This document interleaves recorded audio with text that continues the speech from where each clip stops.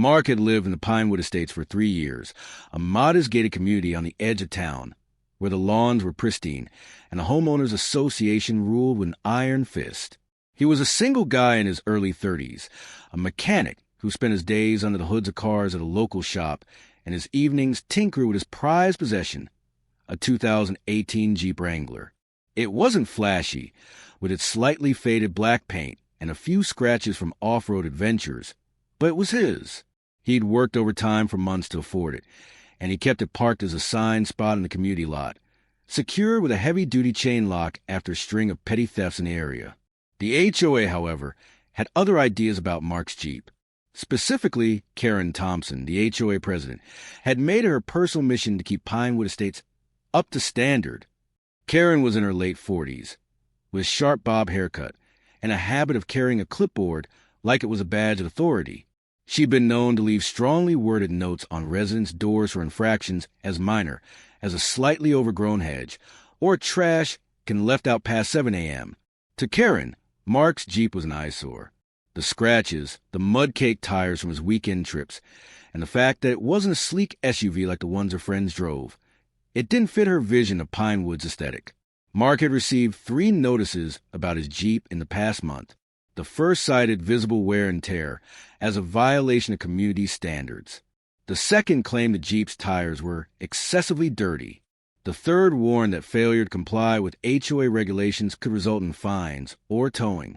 Mark read each one with a mix of amusement and annoyance. He'd washed the Jeep after the second notice, but he wasn't about to repaint it or trade it in for something shinier just to appease Karen. He figured the notices were just her way of flexing power, and as long as he paid his dues and parked in his spot, she'd eventually move on to another target. What Mark didn't know, what no one in Pinewood Estates knew, was that his Jeep had recently been requisitioned by the local police department for an undercover operation. Mark's cousin, Detective Ryan Carter, worked for the city's narcotics task force. A few weeks earlier, Ryan had approached Mark with an unusual request.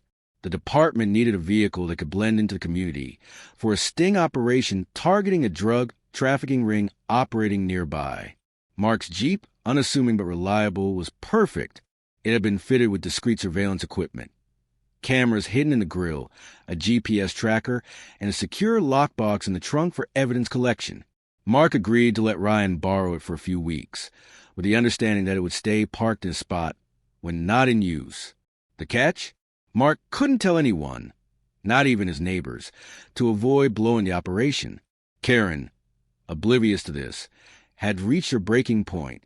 On that Sunday morning, she stood in the parking lot, clipboard in hand, staring at Mark's Jeep.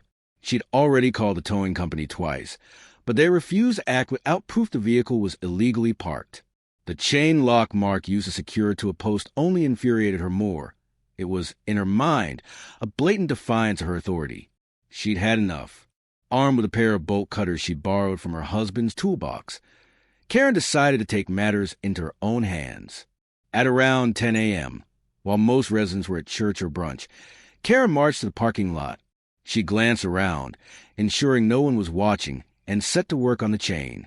The bolt cutters were heavier than she expected, but her determination was stronger. With a grunt, she snapped the lock, the chain clattering to the ground. She smirked, satisfied, and called the towing company. "It's an abandoned vehicle," she told them, ignoring the fact that it was clearly in Mark's assigned spot. "Get out of here by noon." The tow truck arrived within the hour. The driver, a burly man named Tony, didn't ask many questions. Karen waved her clipboard and pointed to the Jeep, assuring him it was authorized. Tony hooked the vehicle up and hauled it away, leaving Karen feeling triumphant. She dusted off her hands, tucked the bolt cutters under her arm, and headed home to draft a memo about parking lot compliance. Mark returned from his shift at the shop that evening and immediately noticed his Jeep was gone. At first, he assumed Ryan had taken for the task force, but a quick call confirmed otherwise. Ryan was livid. "You're telling me someone stole it?" he demanded. Mark explained the empty parking spot and the cut chain he'd found on the ground. Ryan told him to stay put and said he'd handle it. What Mark didn't realize was that the Jeep's GPS tracker was still active, and Ryan's team was already tracing it. The Jeep had been towed to a local impound lot, where it sat among other vehicles waiting to be claimed. Ryan's task force, however, wasn't about to let their operation be derailed. The Jeep surveillance equipment was still active, and the cameras had captured Karen's bolt-cutting escapade in high definition. By the next morning, Ryan and 2 other detectives were at the impound lot, retrieving the vehicle and reviewing the footage. Karen's face was unmistakable, as was her clipboard and her self-assured strut as she severed the chain. Ryan called Mark to update him. "We got the Jeep back, but this is bigger than just a tow. The woman who did this, she's in trouble. That footage is evidence of vandalism and theft." Mark was stunned. He'd dealt with Karen's nitpicking before, but this was a new level of audacity. He asked Ryan what would happen next. "We're paying her a visit," Ryan said, "and you might want to be there when we do." The next afternoon, Ryan and his partner, Detective Lisa Martinez, knocked on Karen's door. Mark tagged along, staying a few steps behind. Karen answered, her smile fading when she saw the badges. "Can I help you?" she asked, her voice tight. Ryan didn't waste time. "Ms. Thompson, we have video evidence of you cutting a lock and arranging for a vehicle to be towed from Pinewood Estates yesterday. That vehicle belongs to an active police investigation. Care to explain?" Karen's face went pale. She stammered, clutching her clipboard like a shield. I didn't know it was a police vehicle. It was an eyesore, and the HOA has rules." Lisa raised an eyebrow. "You cut a lock and had a vehicle towed from its assigned spot. That's vandalism and theft, Ms. Thompson. The fact that it's tied to a task force operation only makes it worse." Karen tried to argue, citing HOA bylaws and her authority as president. She claimed she was protecting the community's image, that Mark's Jeep was lowering property values. Ryan wasn't having it. "You had no legal right to touch that vehicle," he said, "and your actions could have compromised a months-long investigation." He didn't mention the specifics of the drug sting, but the weight of his words hit Karen hard. She started to backpedal, offering to pay for the lock, but Ryan shook his head. "This isn't about a lock. You'll be hearing from us." The fallout was swift. Karen was charged with vandalism and theft, though the police offered her a chance to avoid jail time if she cooperated fully. The HOA board, humiliated by the incident, held an emergency meeting and voted to remove her as president. Word spread quickly through Pinewood Estates, and Karen's reputation as a neighborhood enforcer crumbled. Neighbors who'd once feared her notes and glares now whispered about her misstep, some even relishing her downfall. Mark got his Jeep back, undamaged, and the task force continued its operation. The surveillance equipment in the Jeep helped lead to a major bust a few weeks later, with several arrests in the trafficking ring. Mark never told his neighbors about the Jeep's role, honoring Ryan's request for secrecy.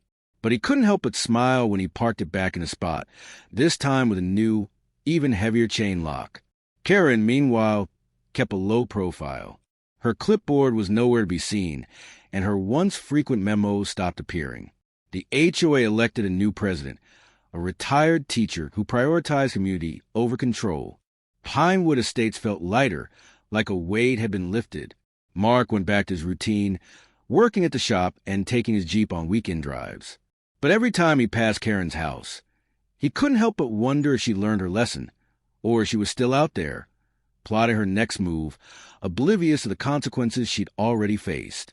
The incident became a cautionary tale in Pinewood, a reminder that even the most self-righteous intentions can backfire when they cross the wrong line.